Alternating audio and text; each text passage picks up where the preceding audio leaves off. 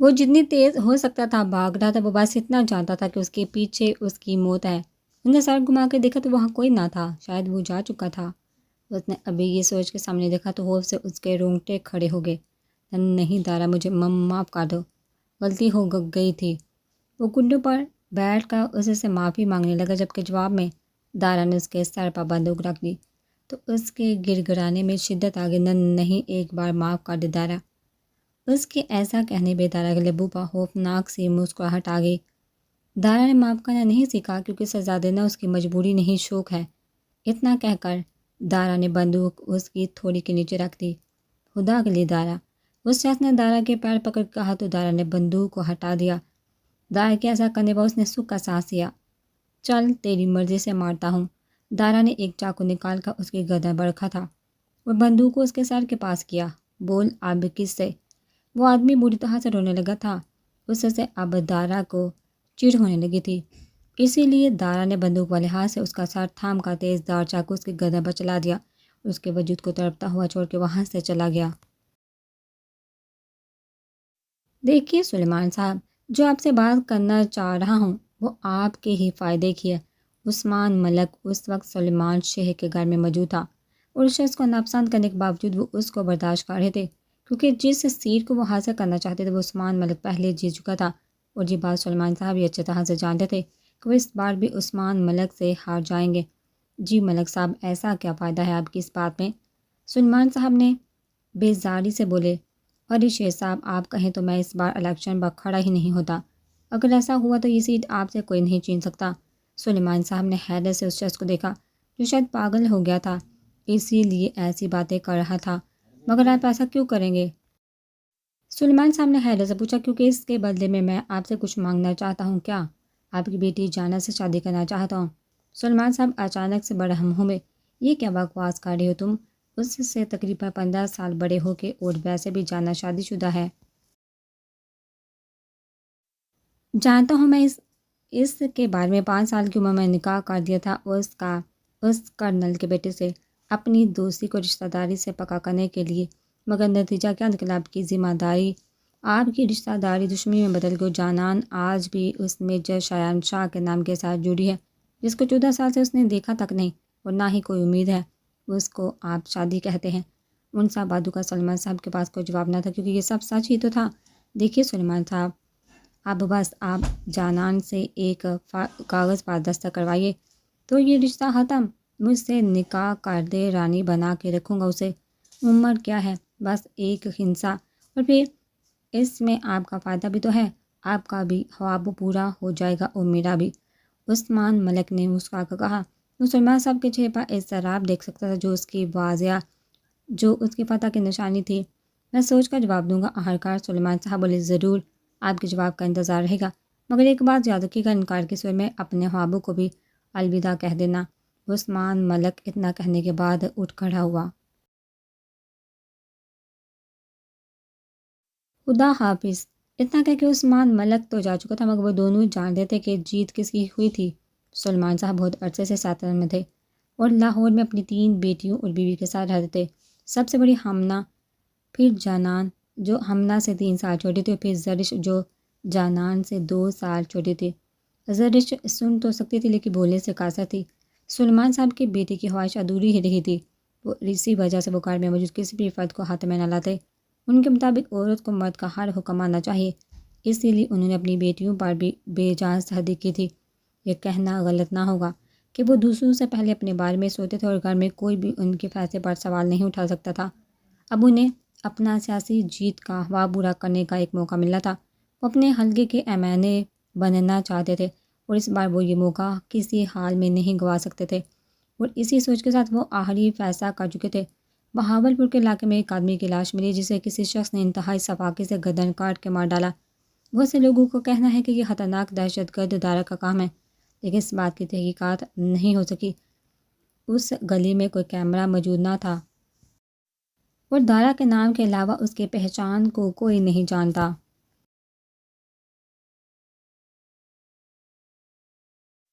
بہت سے لوگوں کا یہ بھی ماننا ہے کہ ملک میں مختلف جگہوں پر ہونے والے بم دھماکوں میں بھی دارا کا ہی ہاتھ ہے۔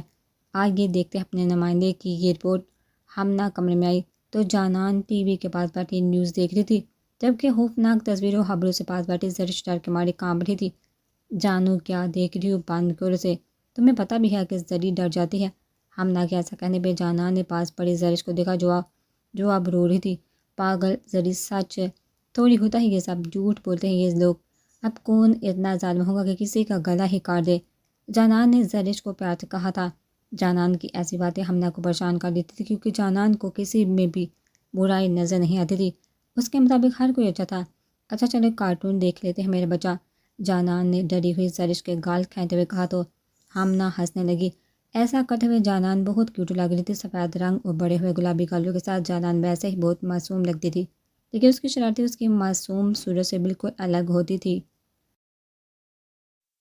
جانان نے کارٹون کا کہہ کر دوسرا چینل لگا دیا تھا، جہاں پر ایک آدمی ڈر کر الماری میں چھپا ہوا تھا۔ جانان نے شرارت سے مسکراتے ہوئے ریموٹ میں سے سال نکال دیا اور بٹنوں کو دبانے لگی۔ ارے یہ ریموٹ تو چل ہی نہیں رہا۔ جانان نے معصوم صورت بنا کر زرش کو دیکھا تو فوراً اٹھ کر کمرے سے بھاگ گئی اور اسے بھاگتے دیکھ کر جانان ہنسنے لگی۔ ڈرپوک! اس سے پہلے کہ ہمنا جانان کو ڈانٹتی، ٹی وی میں چلتی ڈرامنی فلم دیکھ کے ہمنا مسکرا دی، کیونکہ جانان کو بھوتوں سے بہت ڈر لگتا تھا۔ جانان نے ہنستے ہوئے ٹی وی اسکرین کو دیکھا تو اس کی چیخ نکل گئی اور اس نے دونوں ہاتھوں سے اپنا چہرہ چھپا لیا۔ آپ بھی چینج کریں اسے پلیز، جانان نے ڈرتے ہوئے کہا تو ہمنا ہنستے ہوئے بولی سوری جانان، ریموٹ نہیں چل رہا۔ ہمنا اتنا کہہ کر باہر چلی گئی تو جانان بھی بھاگتے ہوئے اس کے پیچھے آئی تھی۔ آپ بھی کتنی ظالم ہے آپ، جانان نے منہ بنا کر کہا تو ہمنا نے قریب آ کر اس کے گال کھینچے۔ تم نے زری کو ڈرایا نا، اسی کا نتیجہ ہے، ہمنا نے اسے سمجھایا۔ جانان بھی آپ کو صاحب بلا رہے ہیں، ملازمہ نے آ کر بتایا تو جانان نے دل پر ہاتھ رکھا۔ ہائے کہیں زری نے شکایت تو نہیں لگا دی، چل جانو آج تو تیرا قیمہ بنے گا اور پھر اس کے کوفتے بنے گے، آپ کی دعوت ہے آپ کی، جانان شرارت سے کہتی ہوئی چل دی تو ہم نے اس کی باتوں پر ہنسنے لگی۔ فکر نہ کرے، ایسی مسکین صورت بناؤں گی کہ بابا میرا چہرہ چوم کر کہیں گے چھوڑ دو اس معصوم کو۔ جانان نے چہرہ بھی بنا کے دکھا دیا تھا، اب جا بھی، اس سے پہلے کہ بابا خود آئیں تمہیں لینے۔ ہاں ہاں بابا نے بلایا تھا، امی نے نہیں۔ تو بھی پاگل ہے جانو، جانان نے ایک چیت اپنے سر پر لگائی تھی اور پھر اسٹڈی کی طرف بھاگی، کیونکہ اس وقت سلمان صاحب وہیں پر ہوتے تھے۔ جانان نے دوپٹہ ٹھیک کیا اور اسٹڈی کا دروازہ نہ کرنے لگی۔ آ جاؤ، سلمان صاحب کی آواز آئی تو جانان دروازہ کھول کر اندر آ گئی۔ آپ نے بلایا بابا؟ جانان نے ادھر ادھر زرش کو ڈھونڈا اور پھر اپنے پیروں کو دیکھتے ہوئے کہا آؤ بیٹھو یہاں۔ سلمان صاحب نے کرسی کی طرف اشارہ کیا تو جانان وہاں بیٹھ کر اپنے ہاتھ مسلنے میں مصروف ہوگی۔ ان کاغذات پر دستخط کرو۔ جی، جانان نے جلدی سے بول کر کاغذات کو دستخط کرنے کے لیے پکڑا، مگر دستخط کرنے سے پہلے اس کی نظر ان کاغذات پر جا چکی تھی، اس کے ہاتھ پیر پھول گئے۔ طلاق نامہ؟ اس نے سوالیہ نظروں سے سلمان صاحب کی طرف دیکھا۔ ایسے کیا دیکھ رہی ہوں، میں نے یہ رشتہ جوڑا تھا اور میں ہی اسے ختم بھی کر رہا ہوں، مگر بابا میں نہیں کرنا چاہتی۔ اس بات پر سلمان صاحب نے غصے سے اسے گھورا۔ تمہاری رائے نہیں مانگی، جو کہا ہے کرو۔ جانان کی آنکھوں میں آنسو آ گئے، وہ کافی دیر خاموش تھی، پھر کافی سوچنے کے بعد اس نے کہا نہیں۔ سلیمان صاحب کے رگیں غصے سے تان گئی، وہ کرسی سے اٹھ کر اس کے پاس آئے اور ایک زوردار تماچا اس کے منہ پہ مار دیا۔ کیا بکواس کی ہے تم نے، دفعہ ہو جاؤ یہاں سے اور کل تک ان کاغذات پر سائن کر دینا، ورنہ بہت برا ہوگا۔ جانان حیرت سے اپنے باپ کو دیکھنے لگی، مگر دفعہ ہو جاؤ یہاں سے۔ سلمان صاحب نے اس کی بات بھی نہ سنی۔ جانان نے وہ کاغذات اٹھائے اور کمرے سے باہر نکل گئی۔ جانان جب سے سلمان صاحب کے پاس سے آئی تھی تب سے بس روئے جا رہی تھی اور ہمنا پریشانی سے پاس بیٹھی وجہ پوچھ رہی تھی۔ اپی میں نے ان سے 2 کاغذ کیا تھا، ان سے وہ وعدہ کیا تھا۔ جانان بس اتنا ہی بول پائی تھی اور پھر سے رونا شروع ہو گئی۔ اب تو فاطمہ بیگم اور زرش میں ان کے پاس پریشانی سے کھڑی تھی، مگر جانو ہوا کیا ہے، ہمنا نے پوچھا تو جانان نے وہ کاغذات ان کو دیے، جن کو دیکھتے ہی ہمنا نے بھی پریشانی سے اپنی ماں کی طرف دیکھا۔ یہ سب کیا ہے امی، بابا ایسا کیوں چاہتے ہیں؟ ہمنا نے سوالوں نے فاطمہ بیگم کو شرمندہ کر دیا، وہ سر جھکا گئی۔ آپ اس بارے میں جانتی تھی؟ فاطمہ بیگم نے ہمنا کے سوالوں کو نظر انداز کیا اور جانان کے پاس آ کر بیٹھ گئی۔ دیکھو بیٹا، اگر آپ نے اس سے وعدہ کیا تھا تو اسے بھی تو وعدہ پورا کرنا چاہیے تھا نا۔ بہتری یہی ہے کہ آپ اپنے بابا کی بات مان لو۔ ان کی بات پر جانان کے رونے میں مزید زبانی آ گئی۔ اپنا وعدہ بھول جاؤں؟ جانان کے سوال نے فاطمہ بیگم کو مزید شرمندہ کر دیا۔ ہاں بھول جاؤ۔ زندگی میں بہت سے ایسے موڑ آتے ہیں کہ انسان اپنے وعدے بھول کر راہ بدل لیتا ہے۔ تم بھی بدلو، لیکن اس بات سے حامنہ کو شدید غصہ آ گیا تھا۔ مگر بابا ایسا چاہتے ہی کیوں ہیں؟ ابھی تو جانان ویسے بھی صرف 19 سال کی ہے۔ آ جائیں گے شایان بھائی بھی، حامنہ پھر سے پوچھنے لگی۔ تم جاؤ اپنے کمرے میں، جانو آرام کرو۔ ابھی زری تم بھی جاؤ ساتھ، انہوں نے جانان سے کہا تو وہ اٹھ کر چلی گئی اور زرش بھی اس کے پیچھے جانے لگی۔ ان کے جاتے ہی حامنہ نے سوالیہ نظروں سے فاطمہ بیگم کی طرف دیکھا۔ تمہارے ابا جان کا رشتہ طے کر رہے ہیں؟ تمہارے بابا جانان کا رشتہ طے کر ہے عثمان ملک سے۔ فاطمہ بیگم نے حامنہ پر بام پھوڑا۔ لو، وہ عثمان ملک جو ان کے مخالف الیکشن پر کھڑا ہوا ہے؟ حامنہ کے سوال پر فاطمہ بیگم نے ہاں میں سر ہلایا۔ ایسے کیسے کر سکتے ہیں بابا؟ عثمان ملک بہت بڑا ہے جانان سے، اور پہلے شادی کر کے طلاق بھی دے چکا ہے۔ اس کا کہنا ہے کہ جانان اسے بہت پسند ہے۔ فاطمہ بیگم نے حامنہ کو بتایا۔ سب جانتی ہوں میں کہ اس جیسے آوارہ لوگوں کو جانان جیسی لڑکیاں کیوں پسند آتی ہیں۔ بابا یہ سب نہیں سوچتے، وہ کیسے مان سکتے ہیں؟ وہ جانان کو کسی کو بھی نہیں دے سکتے۔ نہ چاہتے ہوئے بھی حامنہ کی آواز بلند ہو رہی تھی۔ بیٹیاں تو ہوتی ہی پرائے ہیں، حامنہ ان کو کسی اور کا ہو جانا ہوتا ہے۔ فاطمہ بیگم نے گائل آنکھوں سے حامنہ کو دیکھا۔ جی سب بیٹیاں پڑھائی ہوتی ہیں، مگر جانان تو جب سے پیدا ہوئی ہے تب سے ہی شایان شاہ کی امانت ہے، اس پر کسی اور کا حق نہیں۔ آپ ایسا نہیں ہونے دیں گی، آپ بابا کو منع کر دیں۔ حامنہ نے گویا فیصلہ سنایا تھا۔ تمہیں کیا لگتا ہے میں نے نہیں روکا انہیں؟ اور کیا تمہارے بابا نے کبھی ہماری سنی ہے؟ ہم کچھ بھی نہیں کر سکتے حامنہ، بس دعا کرو، جانان کے لیے بہت معصوم ہے وہ۔ فاطمہ بیگم کی آنکھوں میں آنسو ہو گئے۔ آگے وہ کبھی اپنی بچوں کے لیے کچھ نہیں کر پائی تھی، وہ ان کے باپ کے سامنے ہمیشہ کمزور پڑ جاتی تھی، اور اسی بات سے سلمان صاحب کو مزید جرأت ملتی تھی۔ نہیں، آپ غلط ہیں۔ حامنہ نے صرف سوچا تھا، کیونکہ وہ بھی جانتی تھی کہ اس کی ماں ان کے معاملے میں ہمیشہ کمزور ہی ہیں، اور پھر وہ غصے سے وہاں سے چلی گئی۔ جانان کو اپنے اور شایان کے نکاح کے بارے میں کچھ زیادہ یاد نہیں تھا، وہ بس اتنا جانتی تھی کہ اس نے شایان سے وعدہ کیا تھا کہ وہ اس کا انتظار کرے گی، اور شایان نے بھی وعدہ کیا تھا کہ وہ ضرور اس کے پاس آئے گا، وہ بس شایان کو نہیں بھولے گی۔ اسے تو ٹھیک سے شایان کا چہرہ بھی یاد نہیں تھا، ہو سکتا تھا کہ وہ اسے بھی بھول جاتی، مگر جہاں اس کی بہنوں کے نام کے ساتھ سلیمان صاحب کا نام لگتا تھا، وہاں اس کے نام کے ساتھ شایان کا نام لگتا تھا، اور شایان جاتے ہوئے اسے ایس لیٹر کا ایک لاکر دے کے گیا تھا، جسے دیکھ کے جانان روز اسے یاد کرتی تھی۔ اسے اپنا وعدہ یاد تھا تو کیا شایان بھول گیا تھا؟ مگر شایان تو تب 15 سال کا تھا، پھر وہ کیسے بھول گیا؟ جانان نے اسے لاکر کو اپنی مٹھی میں پکڑا اور پھر سے رونے لگی۔ اچانک دروازہ کھلا اور حامنہ اس کے پاس آئی۔ جانو اٹھو۔ جانان نے ٹائم دیکھا تو رات کے 12 بجے تھے۔ کیا ہوا ابھی؟ حامنہ نے اس کے پاس ایک بیگ رکھا، ایک چادر اس کے سر پر ڈالی اور کچھ پیسے اس کے ہاتھ میں دیے۔ سب کیا ہے ابھی؟ جانان حیرت سے سب دیکھ رہی تھی۔ میری بات سنو جانو، تم یہاں سے جا رہی ہو، جو بابا چاہتے ہیں وہ نہیں ہوگا۔ یہ پیسے پا سکو تم باہر، میری دوست اپنے بھائی کے ساتھ انتظار کر رہی ہیں، وہ تمہیں کراچی کی ٹرین پر بٹھا دے گی، اور یہ کرنل حسن شاہ کے گھر کا ایڈریس ہے، تم وہاں شایان کے پاس چلے جانا۔ اس کے علاوہ بیگ میں تمہاری ضرورت کی ساری چیزیں ہیں، اور تمہارا ID کارڈ بھی۔ مگر میں کیسے ان کے پاس جا سکتی ہوں؟ کیوں نہیں جا سکتی؟ شوہر ہے وہ تمہارا، اور تمہارے لیے یہی بہتر ہے۔ چلو اب وقت ضائع نہیں کرو۔ شوہر ہے وہ تمہارا، اور تمہارے لیے یہی بہتر ہے۔ چلو اب وقت ضائع نہیں کرو۔ چلو اب وقت ضائع نہ کرو۔ اور ہاں، چاہے کچھ بھی ہو جائے، جب تک شایان بائی کے پاس نہ پہنچو تب تک گھر فون مت کرنا۔ چاہتی تھی کہ اس سب سے جانان کا پتہ لگایا جا سکتا ہے، اس لیے اس نے اسے موبائل بھی نہیں دیا۔ حامنہ نے جانان کو کھڑا کیا۔ پر آپ بھی، میں اکیلے کیسے کراچی جاؤں گی؟ جانان بہت گھبرائی ہوئی تھی۔ بہادر بنو جانو، تمہارے پاس اور کوئی راستہ نہیں۔ میری جان، وہ شخص تمہارا محافظ ہے، اور کسی پہ بھروسہ مت کرنا۔ تو پھر نکاح کے بعد کبھی آئی کیوں نہیں؟ جانان نے منہ بنا کر پوچھا۔ وہ میں نہیں جانتی جانو، تم بس جاؤ یہاں سے، ورنہ بہت برا ہوگا تمہارے ساتھ، اور میں یہ نہیں ہونے دوں گی۔ حامنہ اس کا ہاتھ پکڑ کر اسے باہر لے جانے لگی۔ حامنہ پہلے سے ہی گارڈز کے کھانے میں نیند کی دوائی ملا چکی تھی، جس کے ذریعے سب وہ سو رہے تھے۔ انہوں نے آہستہ سے گیٹ کھولا اور باہر کھڑی کار کے پاس آ گئی، جہاں حامنہ کی سہیلی آشی اس کا انتظار کر رہی تھی۔ حامنہ نے جانان کو خود میں بھیجا تو جانان اور زیادہ رونے لگی۔ آبی اس سے پہلے کہ جانان کچھ کہتی حملہ نے اسے خود سے دور کیا اور اپنی نم آنکھوں کو صاف کرنے لگی۔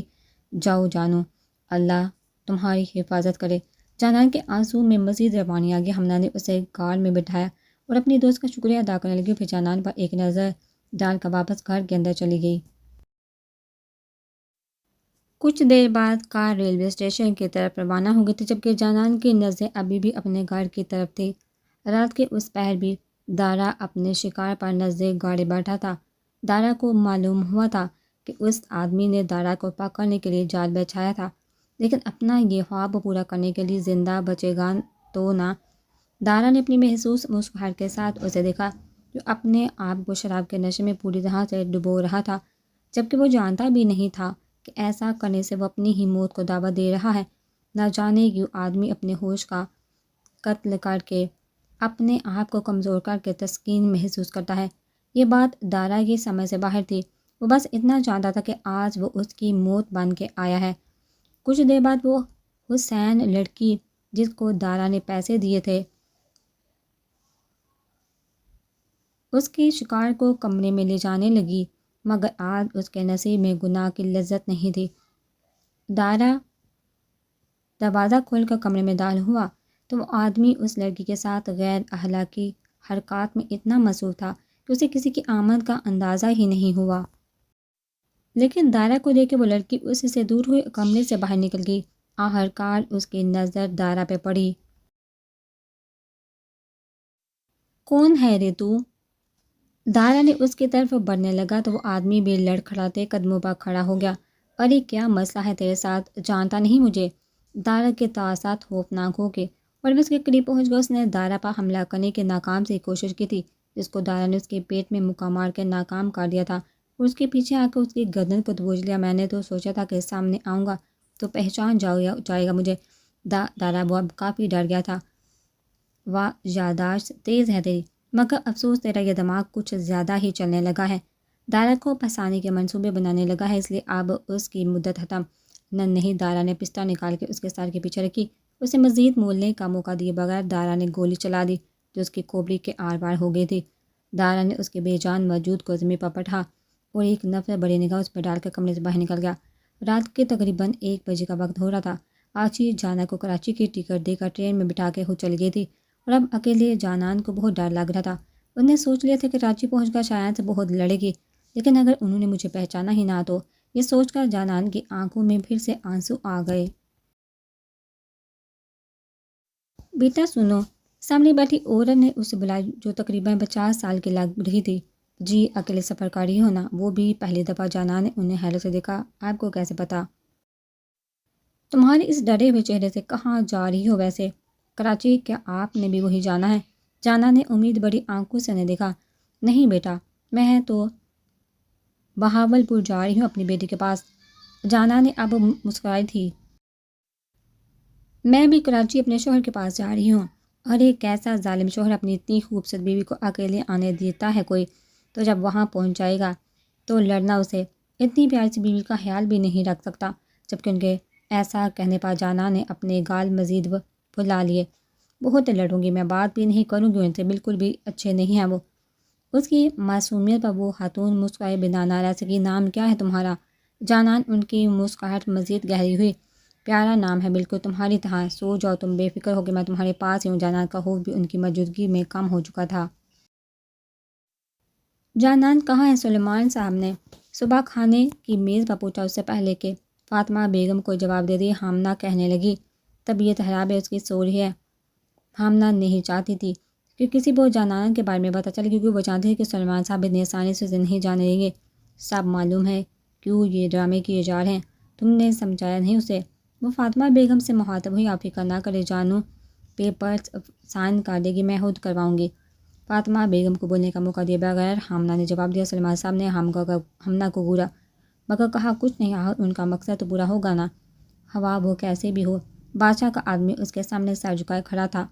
ہمارا ہر دندہ خراب چل رہا ہے بادشاہ، ایک آدمی ہر کام میں ٹانگ اڑاتا ہے، ہمارے کئی خاص آدمی مارے گئے بادشاہ، اس کے علاوہ بہت سے چھوٹے آدمیوں کو بھی کوئی مارتا جا رہا ہے، تو پتہ لگا کون ہے وہ سالہ۔ بادشاہ نے بیزاری سے پوچھا، کوئی ادارہ ہے؟ کل رات اس نے سلیم کو مار دیا، ہمارا کوئی آدمی بھی پتہ لگا پا رہا ہے اس بارے میں؟ نام کے علاوہ کچھ نہیں جانتے ہم۔ حرام ہور ہو تم سب، ایک کام نہیں ہو سکتا، تم لوگوں سے پتہ لگاؤ اس دارا کا اور زندہ لانا میرے پاس، سمجھے؟ بادشاہ اس پر چلایا، اب شکل گم کرو اپنی۔ وہ جانے لگا تو بادشاہ نے اسے بلایا، سب آدمی کو محتاط کر دے، کون یہ بادشاہ سے بھرنے والا، اس سے تو ملنا پڑے گا۔ ایک خطرناک مسکراہٹ نے بادشاہ کے لبوں کو چبا تھا، وہ بہت عرصے سے اپنے ہر گنونے کام کو بہت چلاکی سے سر انجام دے رہا تھا۔ یہ پہلی دفعہ ہوا تھا کہ کوئی بادشاہ کے لیے مشکل پیدا کر رہا تھا۔ جانان اب پھر سے پریشان تھی کیونکہ بہاول پور پہنچتے ہی وہ خاتون جا چکی تھی اور اب ان کی جگہ پر دو لڑکے بیٹھے تھے جو جانان کو مسلسل گھور رہے تھے۔ وہ بار بار اپنی چادر ٹھیک کر رہی تھی، ان کے سامنے سے غائب ہونا چاہتی تھی۔ وہ سوچا نہیں تھا کہ سفر اتنا رنگین ہوگا، اتنے اچھے نظارے جو مل رہے ہیں۔ ان دونوں میں سے ایک لڑکا بولا تو دونوں ہنسنے لگے، جبکہ جانان کا دل کر رہا تھا کہ وہ رونے لگ جائے۔ لگتا ہے اکیلے جا رہی ہیں، ہمارا ہی فائدہ ہوگا۔ اب کی بار دوسرا لڑکا بولا تھا۔ جانان بہت ڈر گئی تھی، اس نے سوچا کہ وہ جگہ بدل وہ ایسا کرنے کے لیے وہ اٹھنے لگے تو ایک لڑکے نے اس کا ہاتھ پکڑ لیا، اگر اپنا تماشا نہیں بنوانا تو بیٹھ جا چپ کر کے۔ جانان اپنا ہاتھ چھڑوانے لگی۔ بیٹھ، اب کی بار لڑکے نے غصے سے کہا تو جانان بھی ڈر کے بیٹھ گئی اور لڑکے نے مسکرا کے ہاتھ چھوڑ دیا۔ اسے کچھ سمجھ نہیں آ رہا تھا کہ وہ کیا کرے۔ اس نے سوچا کہ ٹی سی آئے گا تو اس سے کہے گی کہ جگہ بدل دے، وہ اس کی ٹرین کے چلنے میں ابھی بھی وقت تھا۔ جب دو اور آدمی ٹرین کے اسی ڈبے میں آئے، پہلے تو وہ دونوں ایک طرف کھڑے ہو گئے، مگر تھوڑی دیر بعد ان میں سے ایک آدمی جانان کے بغل میں بیٹھ گیا۔ پہلے تو جانان اور گھبرا گئی، مگر اس نے غور کیا کہ اس آدمی کی وجہ سے وہ لڑکے اس کے بارے میں باتیں کرنا بند کر چکے تھے، مگر ابھی بھی وہ اسے گھور رہے تھے۔ اتنے میں ٹرین بھی چلنے لگی۔ تبھی ان کے ڈبے میں ٹی سی آیا، مگر اس سے پہلے کہ جانان اس سے کچھ کہہ دی، اس کے ساتھ بیٹھا شخص بولا، یہ لڑکے کب سے میری بہن کو تنگ کر رہے ہیں، جگہ بدل دے آپ ان کی۔ اس بات پر ٹی سی نے جانان کو دیکھا، کیا سچ میں؟ تو جانان نے بھی جلدی سے ہاں میں سر ہلایا۔ اب دونوں وہاں آخری سیٹ پر چلے جائیں گے۔ جبکہ ٹی سی کی اس بات پر ایک لڑکا ہٹ درمی سے ٹی سی کے سامنے کھڑا ہو گیا، یہ ہماری سیٹ، اگر ان بہن بھائی کو کوئی مسئلہ ہے تو یہ جائے، جہاں سے ہم اپنی جگہ پر ہی رہیں گے۔ اس آوارہ لڑکے کی اس بات پر وہ دوسرا آدمی جو کب سے سائڈ پر کھڑا تھا اس لڑکے کے سامنے آیا، اس کا گریبان پکڑ لیا، جو کہا ہے نا وہ کر۔ اس لڑکے نے سامنے موجود آدمی کی گہری سبز آنکھوں میں دیکھنے کی کوشش کی تھی، لیکن نہ جانے اس کی آنکھوں میں ایسا کیا تھا کہ وہ لڑکا اندر تک کام گیا۔ اپنے ساتھی کو لے کر ٹی سی کی بتائی جگہ پر چلا گیا۔ آپ بھی ان کے ساتھ ہیں؟ ٹی سی نے اس آدمی سے پوچھا تو اس نے ہاں میں سر ہلایا۔ ٹھیک ہے پھر آپ بھی ان کے ساتھ بیٹھ جائے تاکہ پھر سے مسئلہ نہ ہو۔ ٹی سی ان کے جھگڑے سے اکتا چکا تھا، اس لیے ان کے بیٹھنے کے بعد ان کی ٹکٹیں چیک کر کے چلا گیا۔ جانان نے اپنے سامنے موجود معزز شہزادوں کے نقوش والے آدمی کو دیکھا جو باہر کے نظارے دیکھنے میں مصروف تھا، پھر اپنے ساتھ بیٹھے آدمی کو دیکھا جو چہرے سے بہت مہربان معلوم ہوا تھا اور جانان کے دیکھنے پر اس کی طرف دیکھ کے مسکرایا۔ دونوں آدمی حلیے سے پٹھان لگ رہے تھے، دونوں نے شلوار قمیض کے ساتھ چادریں لی ہوئی تھی اور دونوں کی نارمل سائز کی داڑھی اور کندھوں تک بال تھے۔ فرق بس ان کے نئے نقش پر تھا۔ جانان نے پھر سے اپنے ساتھ موجود آدمی کو دیکھا تو اس نے ہاتھ میں موجود پکوڑوں کو جانان کے سامنے کیا۔ جانان نے بھی پکوڑوں کو للچاتی نظروں سے دیکھا۔ اس نے کل رات سے کچھ نہیں کھایا تھا اور اب بھوک سے جان جا رہی تھی، مگر گھبرا گئی کہیں اس نے اندر کچھ ملایا تو نہیں۔ ایسا سوچتے ہی اس نے منع کر دیا۔ اب وہ اتنی بھی بیوقوف نہیں تھی، جبکہ وہ آدمی بھی اس کے انکار کی وجہ سمجھ چکا تھا، اسی لیے چند پکوڑے کھانے کے بعد دوبارہ جانان کے آگے کی۔ اب جانان نے کچھ دیر سوچا، پھر اس کے مسکراتے چہرے کو چاٹنے والی نظروں سے دیکھ کے اس سے پکوڑے لے لیے۔ آپ کا بہت شکریہ، ان کے لیے بھی اور ان لڑکوں کو بھگانے کے لیے بھی۔ فکر مت کرو بہن، کہا ہی نہیں مانا بھی ہے۔ اس بات پر جانان مسکرا دی۔ آپ بہت اچھے ہیں سعد نے اپنا نام بتایا۔ آپ بہت اچھے ہیں سعد بھائی۔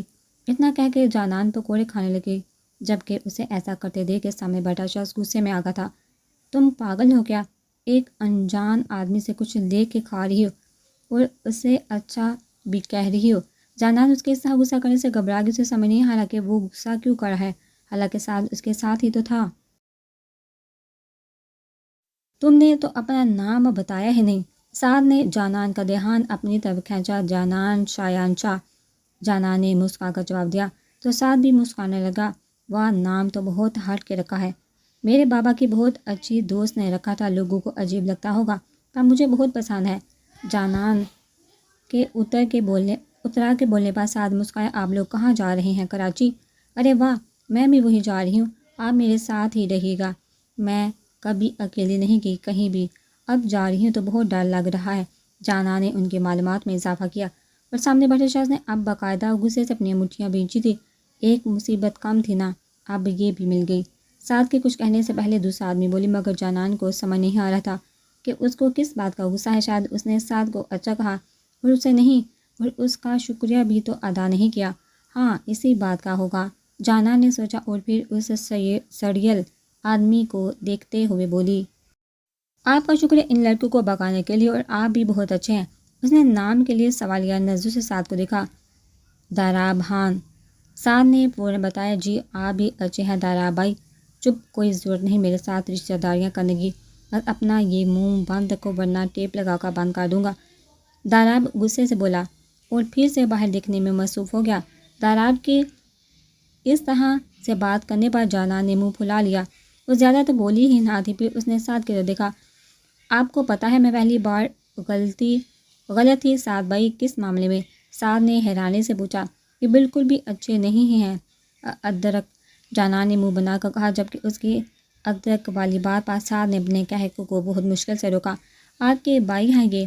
جانان نے آہستہ سے پوچھا تو سعد نے ایک نظر داراب کو دیکھا جس کا ضبط اب ختم ہو رہا تھا۔ آپ کے بھائی ہیں یہ؟ جانان نے آہستہ سے پوچھا تو سعد نے ایک نظر داراب کو دیکھا جس کا ضبط اب ختم ہو رہا تھا۔ نہیں، دوست ہے، سعد نے بھی اسی کی طرح آہستہ سے بتایا۔